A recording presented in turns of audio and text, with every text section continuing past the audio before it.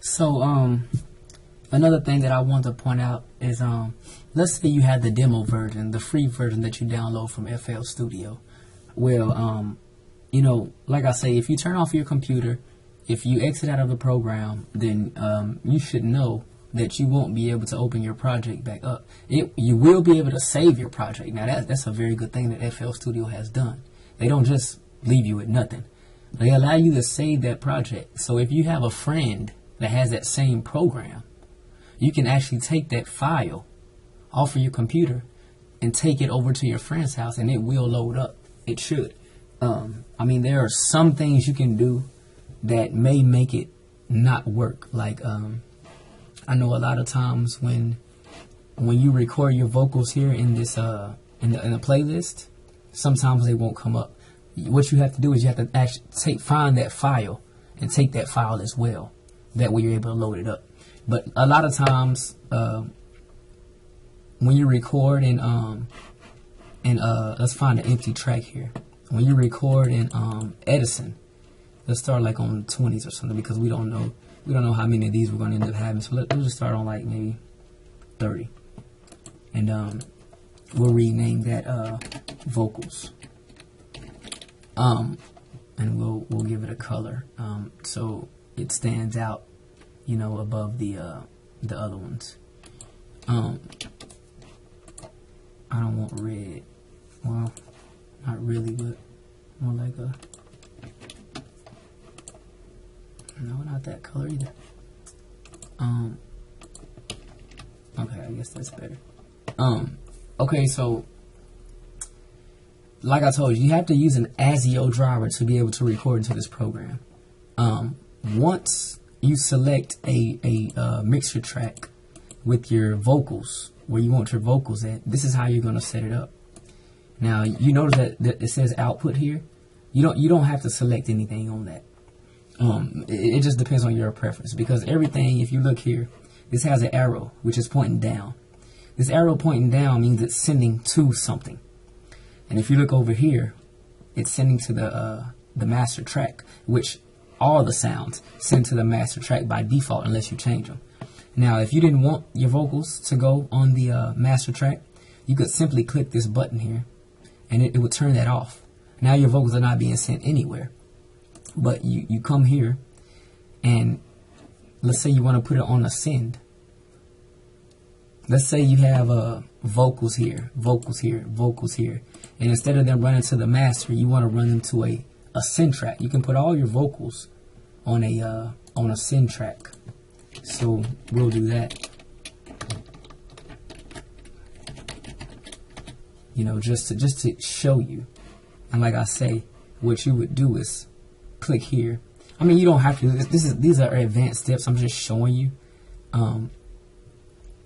Click here. If you notice, okay, so if you notice this arrow on the top, this means this is the track or the insert you selected. If you turn off here, now those vocals are not being sent to anywhere. So make sure your arrow is still on the top, and then you want to send to this track over here where the vocals are. And what you can simply do, now these are all lit up, but if you notice the volume is down on all of them, so no sound is being sent. I mean, the audio is actually being input on those channels, but the volume is not up, so it won't be able to hear it. Now, what you can do, instead of moving that knob all the way up, you can simply right click and click on reset, and it automatically puts that at 100%. Because if you look up here, as I move this, these volume levels go over 100%, so they go up to 125. Same thing with this. Same thing with most of them. They go above 100%, so you don't want to do that. You want to just reset at 100%. I mean, if you need to raise the volume higher than that, then that's up to you. But one thing you have to do is you have to make sure that on your master track, because everything is going to eventually be sent to the master track. On your master track, you want to make sure you have a limiter. If you don't have this limiter here, this is what I want to show you. And you press play, and you have vocals that are over 100%. Notice how this is turning red every now and then. I just saw it do it. Let me see. See when the bass hit right there, it kind of flashed. I'm gonna show you. See there? That's not a good thing. So I've blew out speakers in my car before, just by doing that. So you want to make sure this stays at 100. And if you don't have a limiter, then even though you don't have these numbers above 100, once you start running a lot of sounds at once, you start getting when a sound plays at the same time as another sound, it becomes louder as a overall volume level. So, and this is what the limiter prevents. The limiter prevents you from peaking or blowing out your speakers. So you want to leave that on. And like I said, if the volume is not loud enough for you, one thing you can turn it up right here. So just wanted to point that out. I normally don't use these or these, but on your vocals, you know, you can use this to EQ. This is your low or your low tone, your bass. This is your mid range. This is your treble. And these settings as well. Like I say, read up on stuff.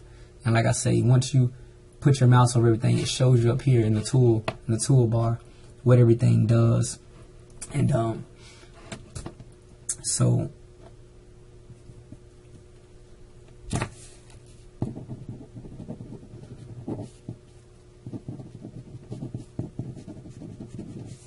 I am going to stop my video there, and we will get into another video here shortly.